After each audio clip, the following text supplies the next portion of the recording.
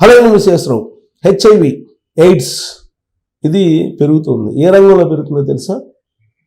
IT రంగంలో, information technology, software రంగంలో, software ఉద్యోగంలో ఎయిడ్స్ వ్యాధి పెరుగుతుంది, విస్తృతంగా పెరుగుతుంది.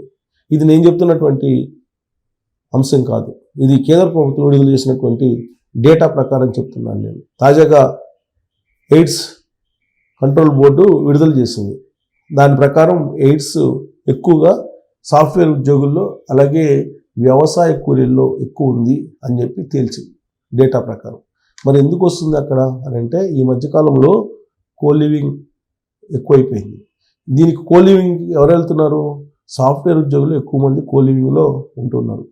కోలివింగ్లో ఉన్నంత మాత్రాన మరి వాళ్ళు శారీరకంగా కలుస్తారంటే శారీరకంగా కలుస్తారని చెప్పి మనం చెప్పలేము. కోలివింగ్ అంటే అది అఫీషియల్గా ఉండేటువంటి వాళ్ళు ఉంటారు, అందరూ శారీరకంగా కలుస్తారు. కోలివింగ్ అంటే శారీరకంగా కలిసేటువంటి అడ్డా అని చెప్పి అనుకోవడానికి లేదు. సాహచర్యం, సహజీవనం చేసేటువంటి వాళ్ళు ఎక్కువైపోయారు, సహజీవనం చేసేటువంటి వాళ్ళు ఎక్కువైపోయారు. దీంతో హెచ్ఐవి పెరుగుతుంది. జనరల్గా సాఫ్ట్వేర్ అనగానే హై ప్రొఫెషనల్స్ ఉంటారు, అలాగే టెక్నాలజీ నిపుణులు ఉంటారు. ఇలాంటి రంగంలో హెచ్ఐవి పెరుగుతుందని అంటే అది చాలా సీరియస్గా ఆలోచించాల్సిన అంశం. అంటే కండోము వాడకుండా, ఒకవేళ కండోము వాడినప్పటికీ కూడా మీకు లాలాజలం ద్వారా కూడా ఎయిడ్స్ వచ్చే అవకాశం. సో కాబట్టి ఇక్కడ ఐటీ రంగంలో, ఐటీ ప్రొఫెషనల్స్లో ఎక్కువ హెచ్ఐవి ఉందని అంటే సంథింగ్ డేంజర్ సిచ్యువేషన్లోకి వెళ్ళిపోతున్నాము అనేటువంటి సంకేతాలు కేంద్ర ప్రభుత్వం ఇస్తుంది. అలాగే వ్యవసాయ కూలీల్లో వాళ్ళల్లో కూడా హెచ్ఐవి పెరిగినటువంటి దాఖలాలు ఉన్నాయని చెప్పి అనౌన్స్ చేశారు. తాజాగా విడుదల చేసిన డేటా ప్రకారం తెలంగాణలో గతం కంటే కొంత తగ్గినట్టు కనిపిస్తుంది ఓవరాల్గా తీస్తే. అదే ఆంధ్రప్రదేశ్లో హెచ్ఐవి పెరుగుతుంది, ఎయిడ్స్ పెరుగుతున్న కేసులు. హైదరాబాద్లో సాఫ్ట్వేర్ రంగంలో ఎక్కువగా ఎయిడ్స్ పెరుగుతుందని చెప్పి డేటా ఇవ్వడం జరిగింది. సో కేంద్ర ప్రభుత్వం తాజాగా విడుదల చేసిన డేటాని ఒకసారి మీకు చూపిస్తాను. ఆ డేటాతో పాటు అసలు ఎయిడ్స్ పరిస్థితి ఐటీ రంగంలో ఎందుకు ఉంది, హెచ్ఐవి విస్తృతంకి ఏమిటి కారణం, ఐటీ రంగంలో హెచ్ఐవి వ్యాప్తి పెరగడానికి కొంతకాలంగా విదేశీ తరహా ఆధునిక జీవనశైలికి అలవాటు పడడం కారణమవుతుందని న్యాకో వర్గాలు చెబుతున్నాయి. న్యాకో విడుదల చేసింది ఈ జాబితాని. కొందరు వారాంతాల్లో పార్టీల పేరుతో విచ్చలవిడిగా వ్యవహరిస్తుండడం, ఎక్కువ మందితో శారీరక సంబంధాలు, డ్రగ్స్, మద్యమత్తులో అరక్షిత శృంగారంలో పాల్గొనడం, ఒకరు వాడిన డ్రగ్స్ ఇంజక్షన్లను మరొకరు వాడడం వంటివి హెచ్ఐవి వ్యాప్తికి కారణమవుతున్నాయని అంటున్నాయి. ఇక గర్భం రాకుండా ఉండేందుకు చాలామంది కండోములు వాడేవారని, కానీ శృంగారం తర్వాత కూడా వేసుకోగల ఐపిల్ తరహా తక్షణ గర్భ నిరోధక మాత్రలు అందుబాటులోకి రావడంతో అరక్షిత శృంగారం పెరిగిందని చెబుతున్నాయి. ఇక వ్యవసాయ కూలీల్లో హెచ్ఐవిపై అవగాహన తక్కువగా ఉండడం, అరక్షిత శృంగారం, వారు తరచూ పని కోసం ఇతర ప్రాంతాలకు వలసలో వెళ్తుండడం వంటివి వ్యాప్తికి కారణమని వివరిస్తున్నాయి.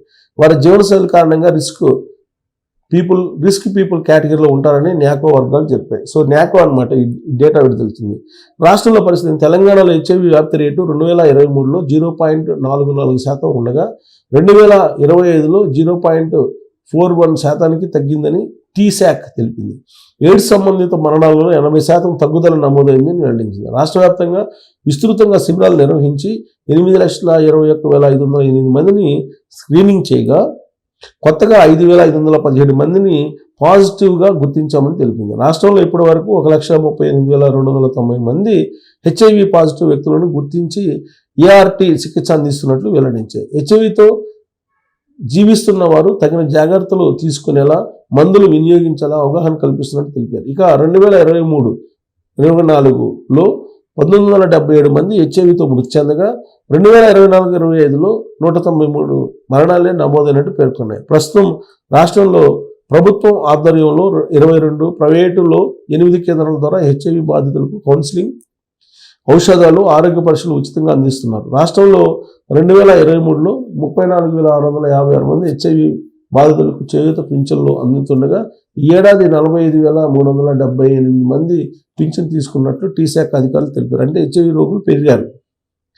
ప్రైవేట్తో పాటు హోమియో, ఆయుర్వేద ఆసుపత్రుల చికిత్సలు, ప్రభుత్వ ఆసుపత్రులకు వచ్చిన డేటా ఆధారంగా రాష్ట్రంలో ఇప్పటి వరకు 1,28,000 మంది హెచ్ఐవి బాధితులను గుర్తించారు. దానికి తోడు ప్రైవేట్ ఆసుపత్రులు, హోమియో, ఆయుర్వేద ఆసుపత్రుల్లో హెచ్ఐవి చికిత్స పొందుతున్న వారి వివరాలను కూడా టీశాక్ సేకరించింది.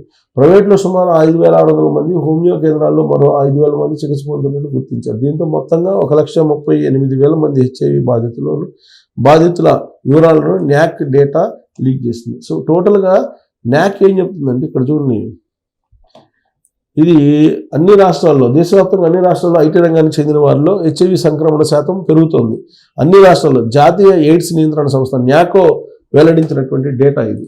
సో అన్ని రాష్ట్రాల్లో, ఒక తెలంగాణలో కదా, అన్ని రాష్ట్రాల్లో ఎక్కడైతే ఐటీ ఉద్యోగులు ఉన్నారో వాళ్ళు ఎయిడ్స్ని వ్యాప్తి చేస్తున్నారు, ఎయిడ్స్ వాళ్ళ దగ్గర ఎక్కువ ఉందని చెప్పి చెబుతున్నారు. కారణం ఏంటంటే మారినటువంటి జీవనశైలి. ఏం మారింది? డ్రగ్స్ వాడుతున్నారు, గంజాయి వాడుతున్నారు, మందు పార్టీలు చేసుకుంటున్నారు, రేవ్ పార్టీలు చేసుకుంటున్నారు.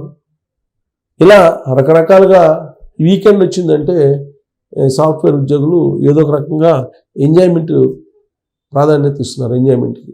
దాంతోపాటు అనేక మందితోటి సెక్షువల్ కాంటాక్ట్స్ పెట్టుకుంటున్నారు.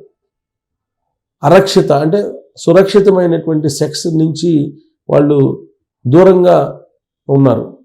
యాక్చువల్గా సురక్షితమైన సెక్స్ చేయొచ్చు, కానీ వాళ్ళు కండోమ్లు వాడకపోవటం ఇవన్నీ చేస్తున్నారు. అందుకే ఎయిడ్స్ అనేది వ్యాప్తి చెందుతుంది. మద్యం మత్తులో, డ్రగ్స్ మత్తులో, గంజాయి మత్తులో వాళ్ళు ఏం చేస్తున్నారో వాళ్ళకే తెలియని పరిస్థితి.